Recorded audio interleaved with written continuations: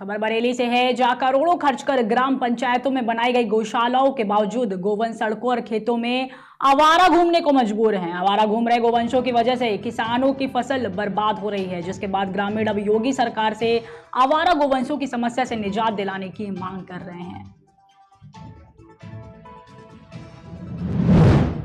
खबर मुजफ्फरपुर के औराई थाना क्षेत्र से है, जहां एक घर में भीषण आग लग गई। इस दौरान घर में रखा सारा सामान जलकर खाक हो गया। वहीं स्थानीय लोगों ने दमकल विभाग को सूचना दी है, जिसके बाद सूचना पर पहुंचे दमकल कर्मियों ने आग पर काबू पाने की कोशिश भी की।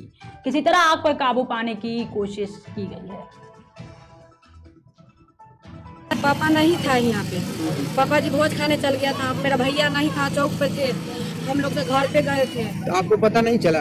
नहीं, जब हम हाईवे किए हैं, जैसे मेरा भैया गाड़ी से उतार दिया, भैया फिर वापस चल गया है गांव में भोज खाने के लिए। जब हम लोग सब आप लोग घर में नहीं थे?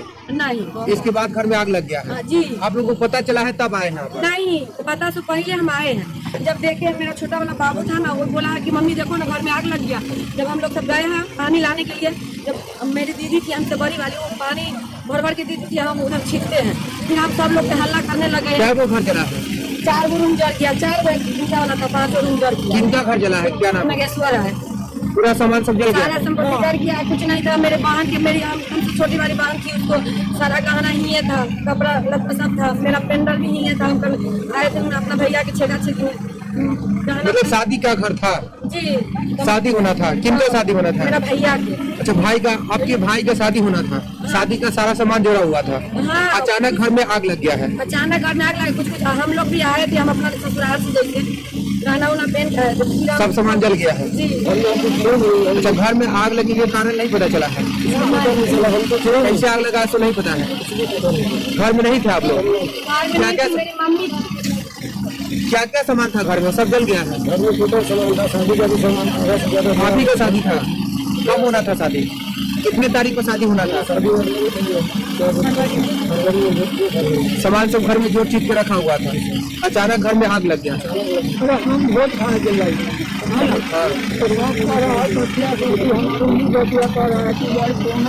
घर में आग लग गया है, घर का सामान सब जल गया है। कहाँ पर है घर? कौन जगह पर है? नया गाँव बांध किनारे। पापा नहीं था यहाँ पे।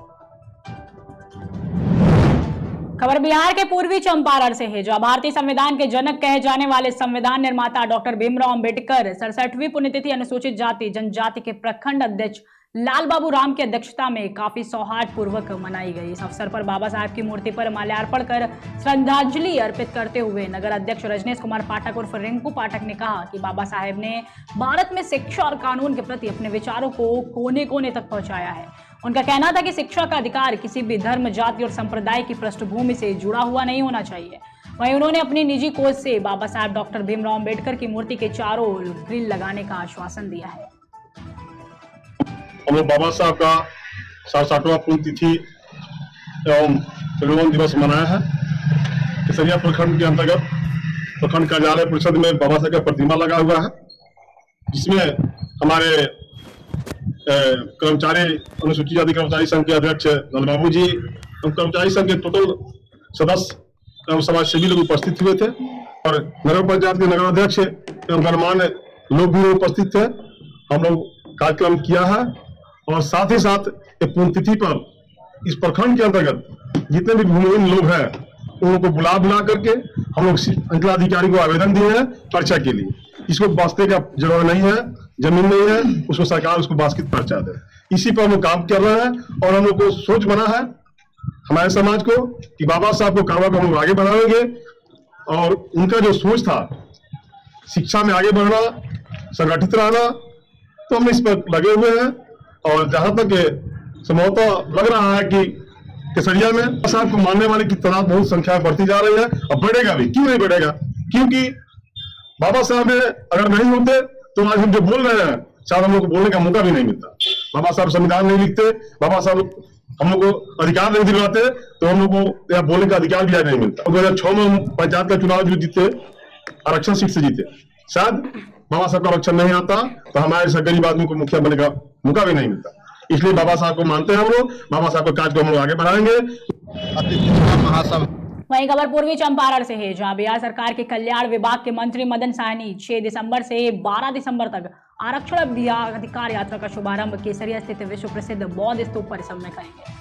इस अवसर पर उन्होंने पत्रकारों को संबोधित करते हुए कहा कि अनुसूचित जाति की श्रेणी में कई अन्य जातियों को सम्मिलित करने की मांग को लेकर चंपारण की धरती केसरिया से यात्रा की शुरुआत की गई है। वहीं उन्होंने केंद्र सरकार पर यह आरोप लगाते हुए कहा है कि हम लोगों की आवाज को दबाया जा रहा है। वहीं उन्होंने कहा है कि हमारे समाज की स्थिति भी काफी खराब है, हम लोग काफी पिछड़े हुए हैं, इसलिए बिहार सरकार ने जो रिपोर्ट केंद्र सरकार को सौंपी है उसी रिपोर्ट के आधार पर काम किया जाए। इसके साथ ही उन्होंने भाजपा सरकार पर भी तीखा हमला बोला है।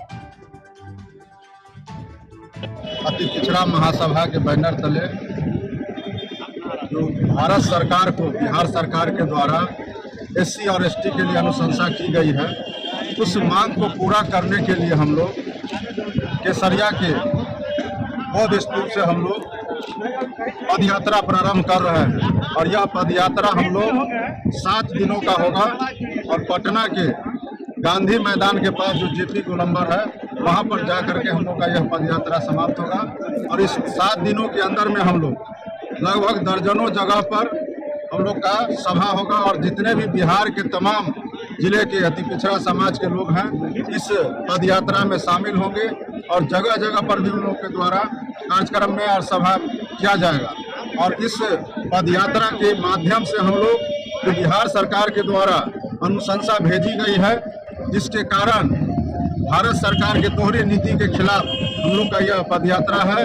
और इस पद यात्रा के माध्यम से हम लोग मांग करते हैं कि हम तमाम जो अति पिछड़ा वर्ग के जाति हैं, जिसमें दर्जनों जाति शामिल हैं और इनको वर्षों से केंद्र सरकार के द्वारा आरक्षण नहीं दे करके पीछे धकेलने का काम कर रही है, और इसी उद्देश्य को पूर्ति के लिए हम लोग यह पद यात्रा कर रहे हैं। और इसके बावजूद भी अगर हमारी मांग को गंभीरता से नहीं लिया जाता है, उसको पूरा नहीं किया जाता है, तो निश्चित रूप से इस आंदोलन को हम लोग और तेज करेंगे।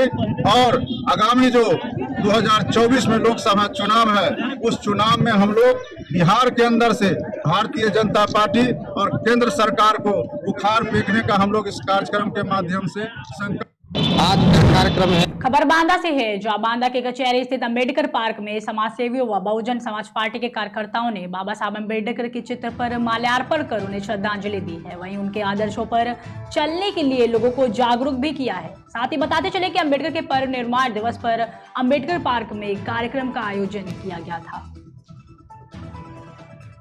आज का कार्यक्रम है ये भारतीय संविधान निर्माता बाबा साहब के महापरिनिर्वाण दिवस के अवसर पर ये कार्यक्रम श्रद्धांजलि का कार्यक्रम कहाँ पे मनाया गया? ये जनपद बांदा के अंतर्गत कचहरी परिसर के पास अम्बेडकर पार्क में मनाया गया। आज डॉक्टर बाबा साहब अम्बेडकर का 66वां परिनिर्वाण दिवस है और बहुत सारे लोग जो बाबा साहब को दलितों का मसीहा कहते हैं, मेरा ऐसा मानना है कि वो लोग गलत लोग हैं, क्योंकि बाबा साहब ने संपूर्ण मानवता के लिए, समस्त भारतवासियों के लिए और खास तौर पर महिलाओं के लिए और उन लोगों के लिए जो व्यवस्था से वंचित लोग थे, चाहे भारत का शेड्यूल कास्ट हो, बैकवर्ड हो, शेड्यूल ट्राइब हो, जो लोग भी हैं उनके लिए उन्होंने पूरे जीवन भर अपना सब कुछ कुर्बान करके, यहाँ तक कि 4 बच्चे और उनकी पत्नी भी असमय काल के जाल में समा गए, लेकिन उन्होंने समता, स्वतंत्रता, बंधुता और न्याय पर आधारित समाज व्यवस्था के निर्माण के लिए संपूर्ण जीवन अर्पित किया। ऐसे महामानव के चरणों में हम लोग कोट अभिनंदन और वंदन करते हैं।